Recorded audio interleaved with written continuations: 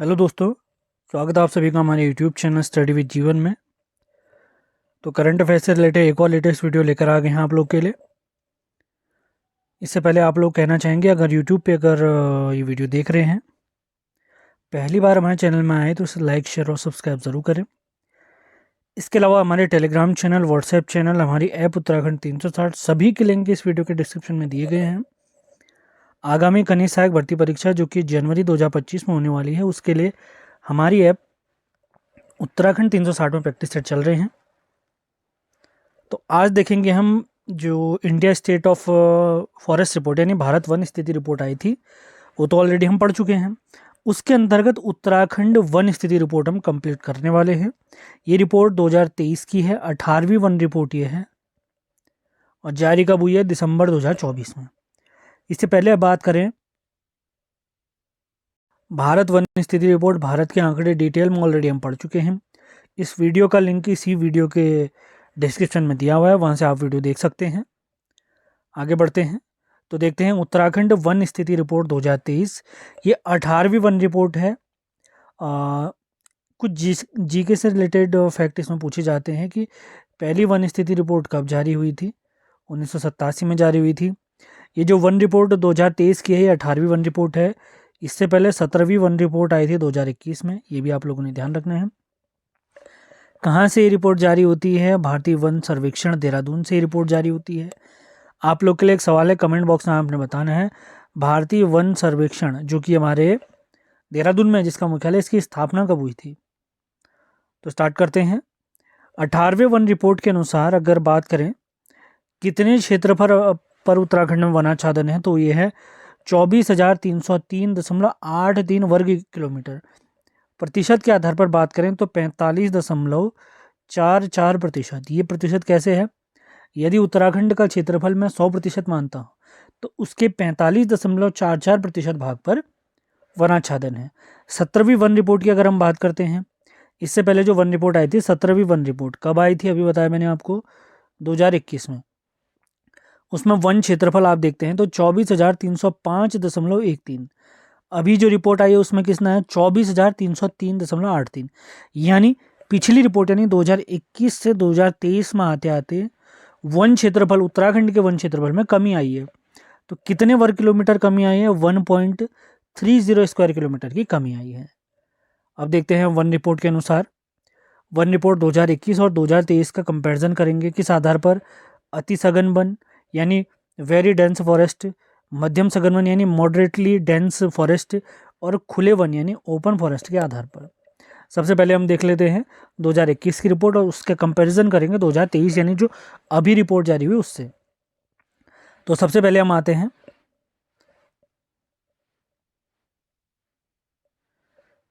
अति सघन वन। तो इसका क्षेत्रफल है 5,055.01 स्क्वायर किलोमीटर। प्रतिशत के आधार पर है 9.45%। इसके बाद आता है मध्यम सघन वन, 2021 की रिपोर्ट की बात हो रही है ये।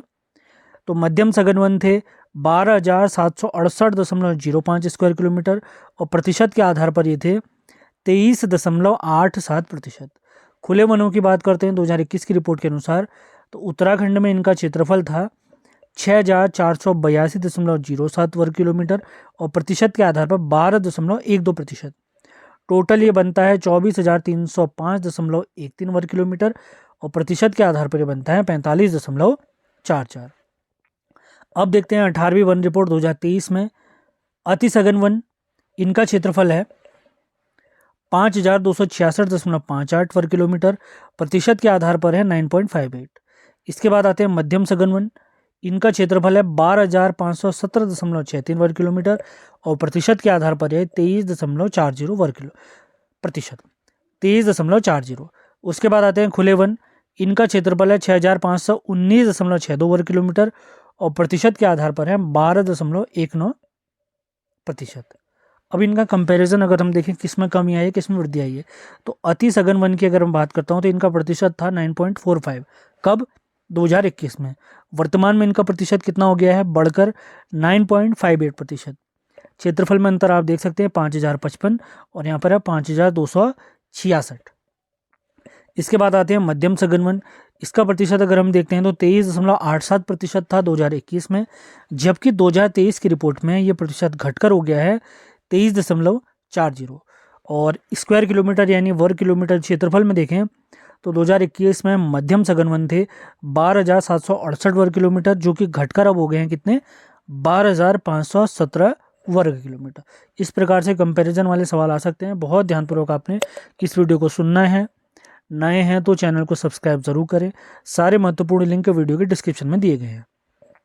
इसके बाद हम देखते हैं वनों के वर्गीकरण में खुले वन। खुले वन 2021 के हिसाब से प्रतिशत देखें तो 12.12%, जबकि खुले वन वर्ष 2023 की रिपोर्ट 18वीं वन रिपोर्ट में देखें तो ये बढ़कर हो जाते हैं 12.19%। खुले वनों में अगर क्षेत्रफल हम देखें तो ये बढ़कर कितना हो गया है, 6,519.62 वर्ग किलोमीटर। तो अति सघन वन कहें और खुले वन कहें, इसमें वृद्धि हुई है पिछले के मुकाबले, जबकि मध्यम सघन वनों में कमी आई है। स्टेटमेंट वाले सवाल आएंगे तो इसी प्रकार से आपने ध्यान रखना है और अपने नोट्स भी इसी प्रकार आपने बनाने हैं कंपैरिजन के साथ। आगे बढ़ते हैं। फिर इसमें झाड़ियों वाला वर्गीकरण भी आता है, उसको आगे हम देखेंगे।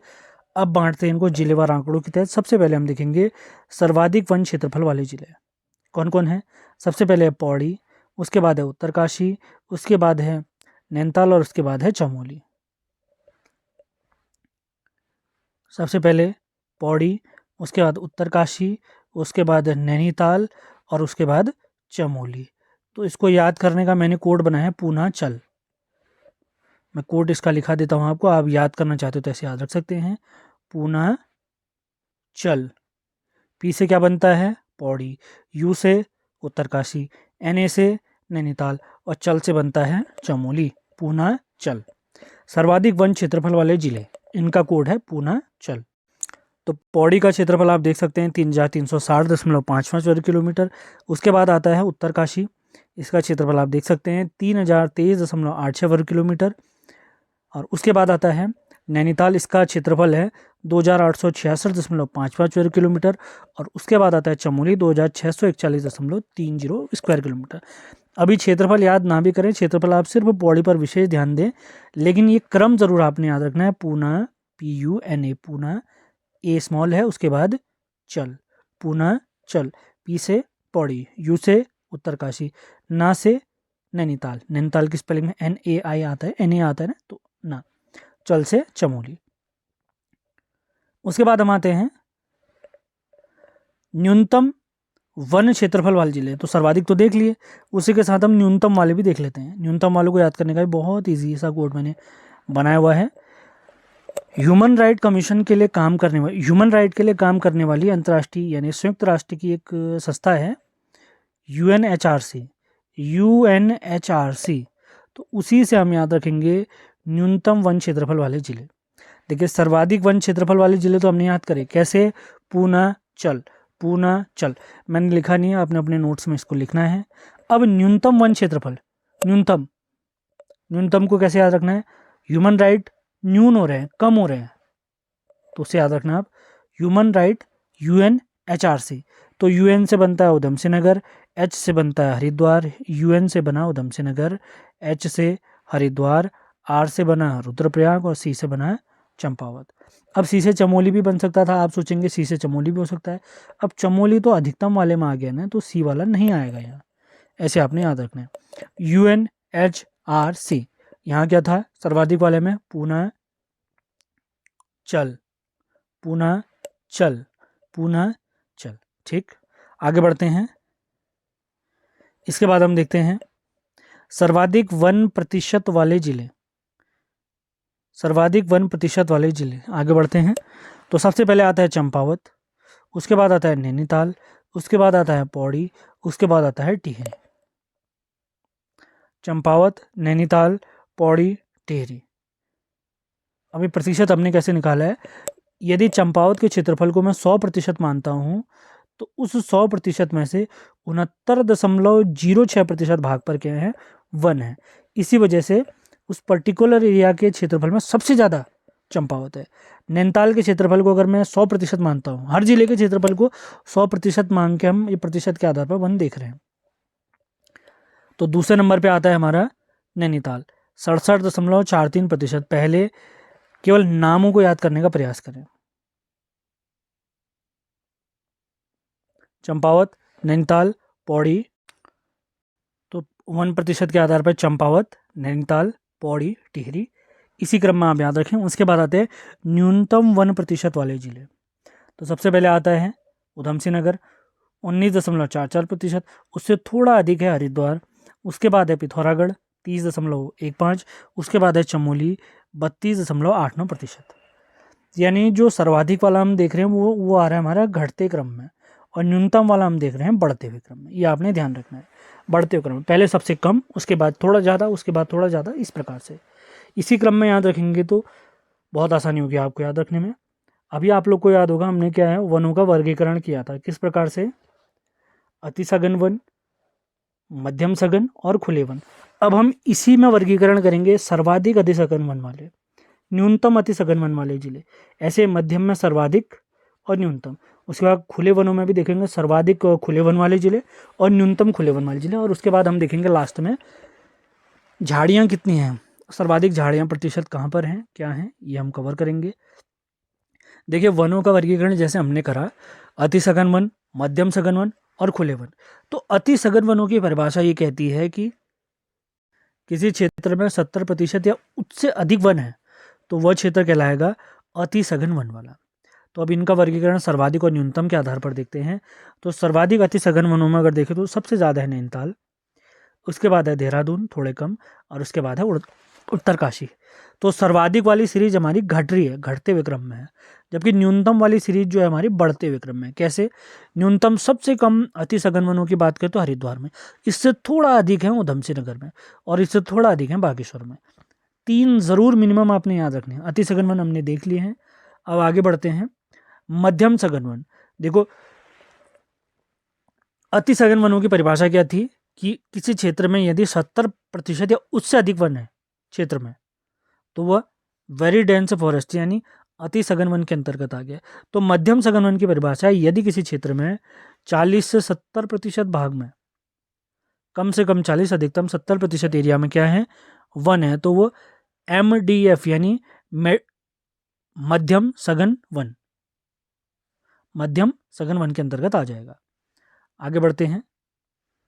तो मध्यम सघन वन सर्वाधिक की बात अगर मैं करता हूं तो सर्वाधिक है पौड़ी गढ़वाल में, उसके बाद है उत्तरकाशी और तीसरे नंबर पे आता है नैनीताल। न्यूनतम की अगर बात करता हूँ सबसे कम मध्यम सघन वन है उधम सिंह नगर, उसके बाद आता है हरिद्वार और उसके बाद आता है चंपावत। आगे बढ़ते हैं। अब बात करते हैं खुले वनों की। खुले वनों की परिभाषा क्या है, यदि किसी क्षेत्र में 10 से 40% एरिया क्या वन का है तो खुले वन के अंतर्गत आ गया, और 10 से भी कम है तो वो झाड़ियों के अंतर्गत आ जाता है, उसे स्क्रब कहते हैं, उसको भी देखेंगे। तो खुले वन सर्वाधिक की बात करें तो सर्वाधिक खुले वन है पौड़ी, उसके बाद है टिहरी गढ़वाल और उसके बाद है उत्तरकाशी। न्यूनतम खुले वनों की बात करता हूँ तो उधम सिंह नगर, उसके बाद हरिद्वार और उसके बाद है चंपावत। सेशन पसंद आ रहे हैं तो इन्हें लाइक और शेयर ज़रूर करना है आपने। अब आगे बढ़ते हैं। अब बात करते हैं झाड़ियों की। स्क्रब इन्हें कहते हैं। देखिए हमने क्या देखा था, स्क्रब क्या है, 10 या 10 से कम है, 10% या उससे कम भाग पर क्या है वन है तो वो झाड़ियों के अंतर्गत है। 10 से 40 के अंतर्गत देखेंगे तो खुले वन है। 40 से 70% के बीच में देखेंगे तो मध्यम सघन वन। 70 या उससे अधिक अगर देखते हैं किसी क्षेत्र में वन तो वो हमारा बन जाता है अति सघन वन। तो झाड़ियों की अगर बात करें उत्तराखंड में इनका क्षेत्रफल है 412.88 स्क्वायर किलोमीटर और प्रतिशत के आधार पर है 0.77%।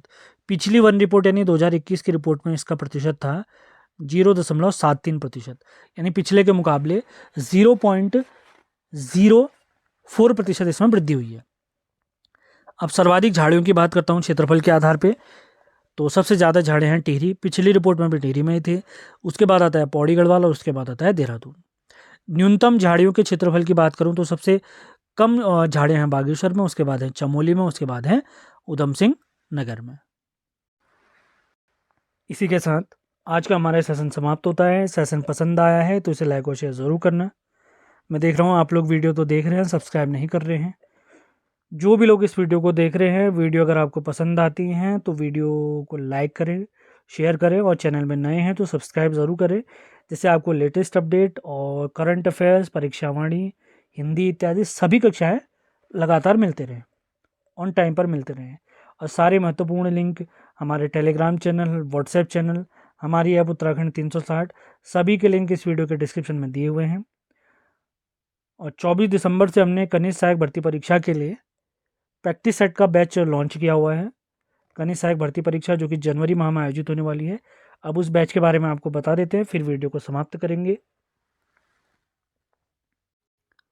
19 जनवरी 2025 को आयोजित होने वाली यानी अगले माह होने वाली कनिष्ठ सहायक भर्ती परीक्षा के लिए हमारी ऐप उत्तराखंड 360 में प्रैक्टिस सेट लॉन्च किए गए। 10 नए प्रैक्टिस सेट आपको इसमें मिलेंगे, बिल्कुल लेटेस्ट पैटर्न पर।